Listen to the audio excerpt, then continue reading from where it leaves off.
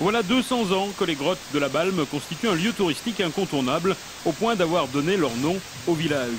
Des grottes formées dans les falaises du plateau de l'île Crémieux, la galerie d'entrée, un imposant porche de 35 mètres de hauteur, totalement naturel, donne la couleur. Je trouve ça féerique, c'est très joli, c'est bien mis en valeur. On a l'impression qu'on a différents miroirs qui se succèdent. Mais aussi la fréquentation du monde des chauves-souris. En période de canicule, les grottes de la Balme voient leur taux de fréquentation augmenter de 20%. Dans le Nord-Isère, les grottes de la Balme, Un endroit où on se sent vraiment toutes petites. Ça, c'est l'entrée de la grotte qu'on a visitée, les grottes de la Balme au balcon du Dauphiné en Nord-Isère, et on était très loin de s'attendre à voir ce qu'on a vu.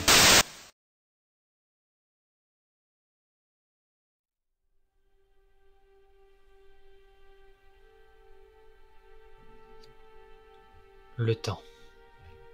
Le temps est un élément complexe qui constitue et dirige la vie. C'est le temps qui choisira l'heure de notre mort comme il a choisi notre naissance. Le temps, il a façonné notre monde à son rythme. Plusieurs milliers d'années se sont écoulées au sein de ce monde souterrain.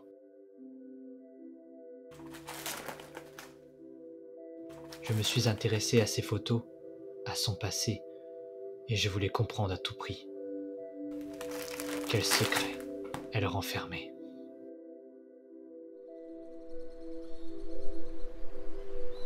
Le temps a façonné cette grotte. Le temps s'est écoulé au sein de ces cavités.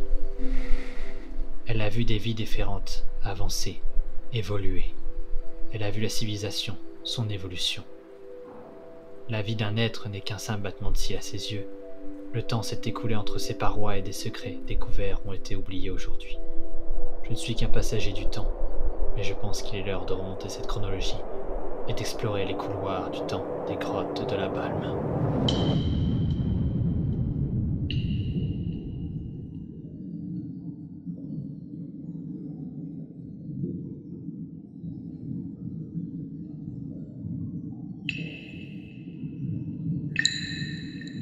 Nous n'avons pas besoin de la présenter. Cette gigantesque cavité, dont le porche d'entrée mesure 35 mètres de haut pour 28 mètres de large, avec ses différentes galeries, tout aussi époustouflantes les unes que les autres. Des lieux incontournables, baignés dans l'obscurité. Des années d'évolution, de formation, qui remontent à plus de 170 millions d'années. De nombreux lieux, cachés dans la pénombre, y renferment des secrets, des histoires variées, différentes, qui méritent une exploration plus approfondie. À travers une balade, nous pouvons voir les traces du passé. Des éléments qui sont disposés par-ci par-là, naturellement. Certains endroits, nous pouvons y retrouver une sorte d'apaisement, avec le simple bruit de l'eau, le silence et l'écho. Et observer en silence un spectacle inouï.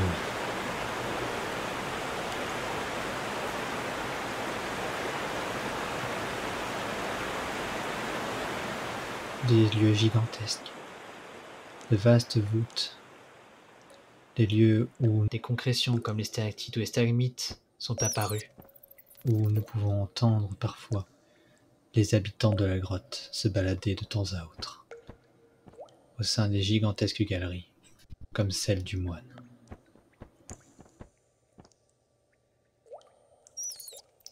Des endroits gigantesques où nous n'entendons que les gouttes d'eau.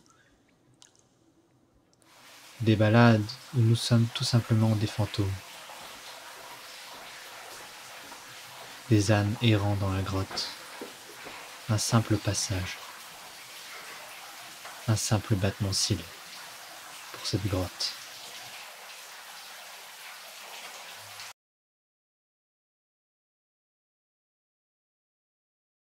Le temps peut être vu également de manière historique. La grotte a connu énormément de passages. Que ça aille des Romains, au Moyen-Âge, ou même durant le XIXe siècle, à l'ouverture de la grotte en 1807.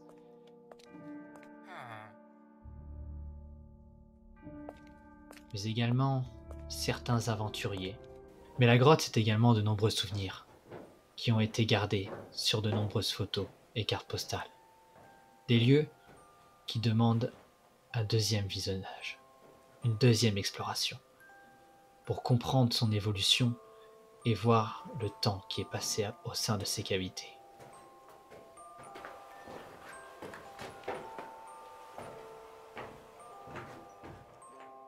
Des lieux qui, lorsque nous passons, peuvent être invisibles, mais lorsqu'on y prête plus attention, on observe son évolution, et également le passage de l'homme qui a permis son évolution, et qui a montré son adaptation face à des lieux qui peuvent être dangereux.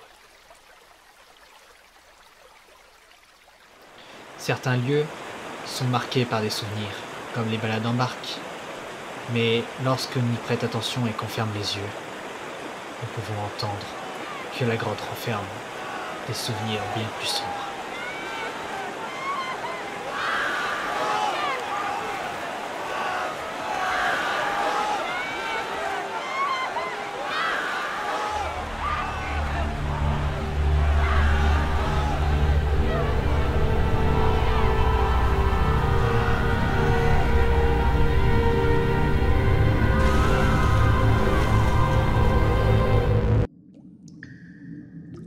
Le calme paisible de cette grotte, où nous pourrions rester des heures.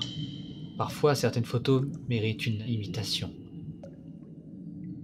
Et d'autres endroits, en fonction d'un point de vue différent, nous permettent de comprendre la fascination de l'homme lors de la découverte.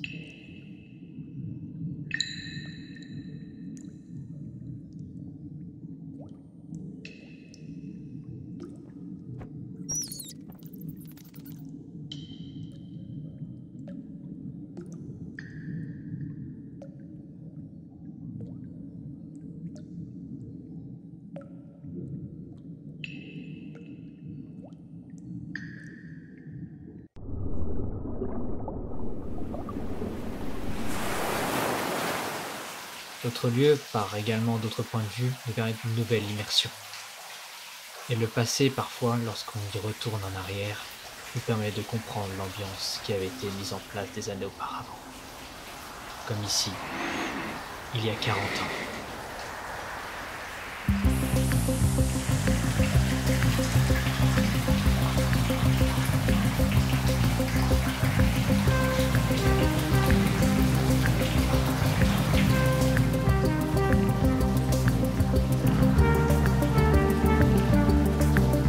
À l'apogée de Jean-Michel Jarre dans les années 70, les grottes se sont adaptées et un spectacle de son lumière était visible à la Grande Fontaine.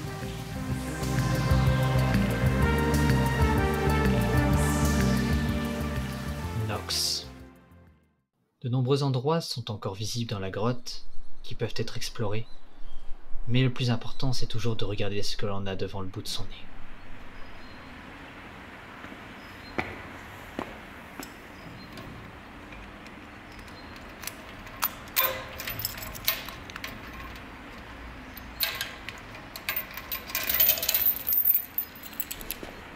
Un endroit est fermé au public.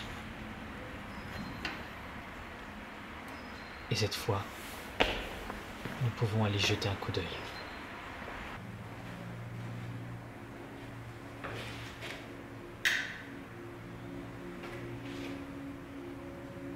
C'est une trace du passé. Un lieu de pèlerinage aujourd'hui fermé, qui est laissé à l'abandon. Cette chapelle, datant du XIVe siècle, est aujourd'hui un lieu mémorable des grottes de la Balme. Rien n'a bougé, mais le temps a fait son effet. Les tapisseries ont commencé à s'effacer. Et lorsqu'on prend le temps de s'asseoir un petit moment, nous pouvons imaginer les différentes messes qui se sont déroulées au sein de cette chapelle.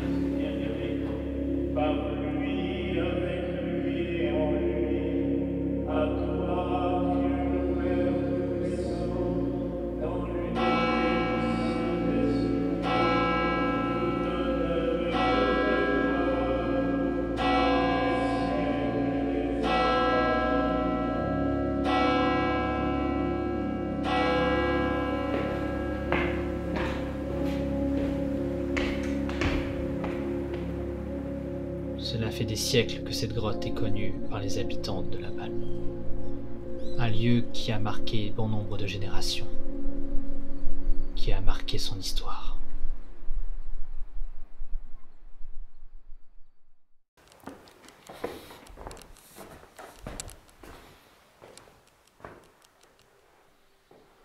La grotte a une troisième temporalité, une temporalité plus intime, un temps psychique. Comme tous les Balmolans, toutes les personnes qui habitent dans le village juste en dessous, elle nous a vus grandir, mûrir, affronter des épreuves. Elle fait partie de nous.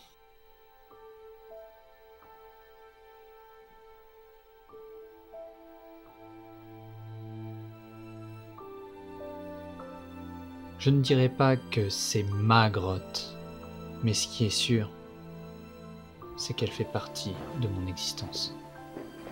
Et encore aujourd'hui, et dans une 50aine d'années, elle fera partie de moi.